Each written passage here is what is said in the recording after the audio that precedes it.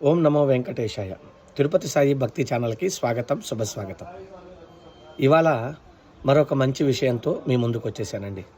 తప్పకుండా లైక్ చేయండి, షేర్ చేయండి. వీలైనంత మందికి షేర్ చేస్తే ఎక్కువ మందికి రీచ్ అవుతుంది. నా ఛానల్కి కూడా మీరు తోడ్పడిన వాళ్ళు అవుతారు. తప్పకుండా లైక్ చేయండి, షేర్ చేయండి. ఇవాళ మనం రాక్షసుల గురించి తెలుసుకుందాం. రాక్షసులు అంటేనే మన మనసులో ఒక భయం కలుగుతుంది. వాళ్ళు చేసినటువంటి దుష్కార్యాలు ఇవన్నీ కూడా గుర్తొస్తాయి. అసలు ఈ రాక్షసులు ఎలా ఉన్నారు, యుగ యుగాలుగా ఎలా మారుతున్నారు? రాక్షస గుణాలు మారట్లేదు, కానీ వాళ్ళు ఉండే ప్రదేశాలు మాత్రం యుగానికి యుగానికి మారుతూ వచ్చాయట.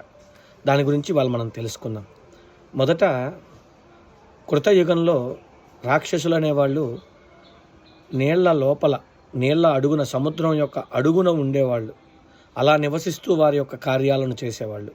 అందుకనే దేవుడు మత్స్యావతారము, వరాహావతారం ఎత్తి నీళ్ళ లోపలికి వెళ్ళి వాళ్ళని వధించడం జరిగింది. త్రేతాయుగానికి వచ్చేసరికి నీళ్ల మీద రావణాసురుడిలాగా ఒక ద్వీపంలో ఉంటూ వారి యొక్క దుష్కార్యాలను చేసేవాళ్ళట. అందుకనే రామావతారాది అవతారాలు ఎత్తి వాళ్ళను శిక్షించేవాడు పరమాత్ముడు.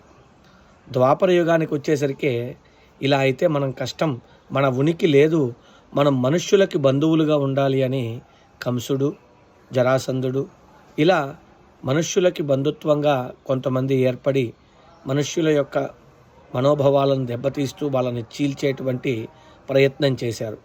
అందుకనే పరమాత్ముడు కూడా కృష్ణావతారం ధరించి మనుష్యుల చేతే వాళ్ళని వధించేలా చేశారు పరమాత్ముడు. కానీ ఈ కలియుగానికి వచ్చేసరికి రాక్షసులు, మనం ఇలా అయితే మాధవుడి నుంచి తప్పించుకోలేం, మనం ఒక చక్కనైనటువంటి ప్రదేశానికి వెళ్ళాలి అని ఈ కలియుగంలో మానవుల యొక్క మనస్సులో స్థిర నివాసం ఏర్పరచుకున్నారట. అందుకనే మనందరం కూడా ఈర్ష్య, అసూర్య, రాక్షస ప్రవృత్తి కలిగి ఉంటాం, దుష్టకార్యాలు చేస్తుంటాం.